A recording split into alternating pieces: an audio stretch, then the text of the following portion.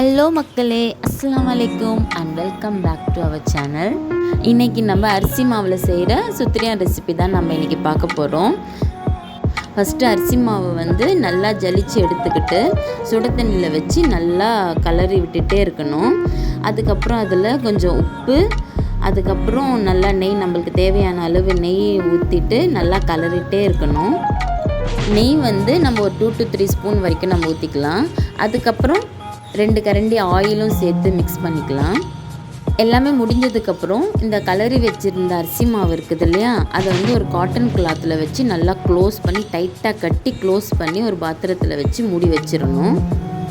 இது எதுக்கு பண்ணுறோன்னா, அதில் இருக்கிற எக்ஸ்ட்ரா தண்ணியோ எதுவாக இருந்தாலுமே எல்லாமே அந்த காட்டன் கிளாத்தில் நல்லா இழுத்துக்கும். ஸோ நம்ம உருட்டி எடுக்கும் போது ஒரு மாடல் ஷேப் எடுத்துகிட்டு வரோம் இல்லையா, அது எடுக்கும் போது அது ஈஸியாக இருக்கும், நமக்கு கையில் ஒட்டாமல் வரும். அதுக்காக தான் இந்த ப்ராசஸ்ஸு. அதுக்கப்புறம் வெங்காயம் கட் பண்ணி வச்சுக்கிட்டு அதுக்கப்புறம் தேங்காயும் கட் பண்ணி வச்சுக்கலாம். அதுக்கப்புறம் குக்கரில் ஒரு 150 கிராம் ஆயில் சேர்த்துக்கலாம். ஆயில் நல்லா சூடானதுக்கப்புறம் நம்மளுக்கு தேவையான லவங்கம், பட்டை, ஏலக்காய், அன்னாசிப்பூ எல்லாமே இருக்குது இல்லையா, அது எல்லாமே போட்டுக்கிட்டு அதுக்கப்புறம் வெங்காயம், நம்ம கட் பண்ணி வச்ச வெங்காயத்தையும் நம்ம போட்டுக்கலாம். ஒரு 10 ஆனியன் போதும். அது நல்லா வதங்கினதுக்கப்புறமா தான் நம்ம எதுவாக இருந்தாலும் நம்ம ஆட் பண்ணிக்கணும். ஃபஸ்ட்டு இந்த ஆனியன் நல்லா வதக்கிக்கணும். நல்லா ஒரு கோல்டன் ஷேடு வர வரைக்கும் நல்லா வதக்கிக்கணும். அதுக்கப்புறம் உப்பு நம்மளுக்கு தேவையான அளவு போட்டுக்கிட்டு, ஏன்னா நம்ம இப்போது நல்லா அந்த கோல்டன் ஷேடு வந்ததுக்கப்புறம் அந்த இஞ்சி பூண்டு விழுதை நம்ம ஆட் பண்ணிக்கலாம். அரைச்சி வச்சு இஞ்சி பூண்டு விழுதை ஆட் பண்ணிக்கலாம். இஞ்சி பூண்டு விழுது போட்டதுக்கப்புறம் கண்டிப்பாக அடி பிடிக்கும். ஸோ அதுக்காக நம்ம நல்லா கலரி விட்டுக்கிட்டே இருக்கணும். அதுக்கப்புறம் நம்ம பிரியாணிக்கு போடுவோம் இல்லையா, அந்த மசாலாஸ் எல்லாமே நம்ம ஆட் பண்ணிக்கிட்டே வரணும். மஞ்சள் தூள், மிளகாய்த்தூள், அதுக்கப்புறம் கரம் மசாலா எல்லாத்தையுமே போட்டுட்டு நல்லா கலரி விட்டுட்டே இருக்கணும். அதுக்கப்புறம் என்ன முக்கியமான விஷயம்னா, அதிலிருந்து ஆயில் எல்லாமே திரிஞ்சு மேலே வரும்போது, அந்த ஆயிலியாக வரும்போது அதுக்கப்புறமா தான் நம்ம டொமேட்டோ ஆட் பண்ணணும். டொமேட்டோ கொஞ்சம் பாதி வதங்கின உடனே நம்ம புதினாவும் கொத்தமல்லியும் ஆட் பண்ணிக்கலாம். ஃபஸ்ட்டு என்னதுன்னா, அதில் பச்சை மிளகாவும் சேர்த்து ஆட் பண்ணிக்கலாம்.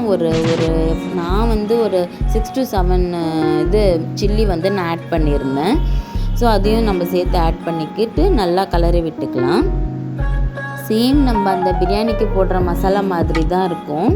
பட் ஆனால் இதில் என்னதுன்னா, கொத்தமல்லி இப்போ ஆட் பண்ணலை. பட் அதில் லாஸ்ட்டில் தான் நான் இப்போ ஆட் பண்ண போகிறோம். கொத்தமல்லி அது நடுவில் பாயா நல்லா வேக வச்சு தனியாக எடுத்து வச்சுக்கலாம்.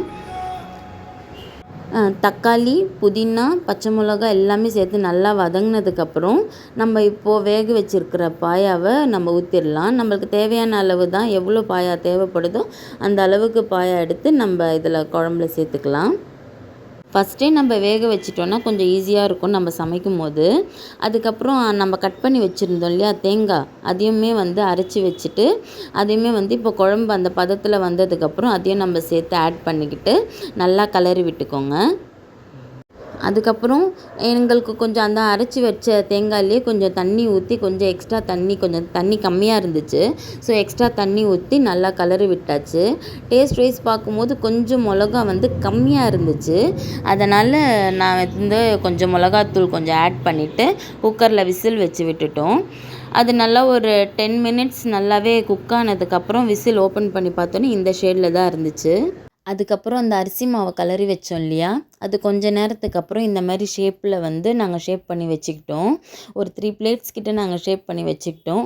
அதுக்கப்புறம் பாத்திரத்தை மாற்றிட்டு கொஞ்சம் ஓப்பனாக இருக்கிற பாத்திரத்தில் எடுத்து எல்லா ஷேப் பண்ணி வச்ச எல்லா இதையுமே சுத்திரியாவையும் அந்த மசாலாவில் அப்படியே போட்டுட்டு கலரி விடாமல் அப்படியே மேலே மேலே போட்டுகிட்டே வரணும். எல்லாமே போட்டு முடித்ததுக்கப்புறம் லாஸ்ட்டாக தான் நாங்கள் கொத்தமல்லி போட்டு லாஸ்ட்டில் அந்த பாத்திரத்தோட கார்னரில் மட்டுமே நம்ம கரண்டி விட்டு கலர்ற மாதிரி இருக்கணும். ஏன்னா இப்போவே நம்ம நல்லா கலரிட்டோன்னா அது என்னதுன்னா, அந்த சுத்திரி எல்லாமே உடஞ்சிரும். ஸோ கலரக்கூடாது. இந்த ரெசிபியை கண்டிப்பாக ட்ரை பண்ணி பாருங்கள். ரொம்பவே டேஸ்ட்டாகவே இருக்கும். கண்டிப்பாக எல்லாருக்குமே பிடிக்கும். இதே மாதிரி நெக்ஸ்ட் வீடியோவில் பார்க்கலாம் மக்களே. தேங்க்யூ ஃபார் வாட்சிங். பாய்.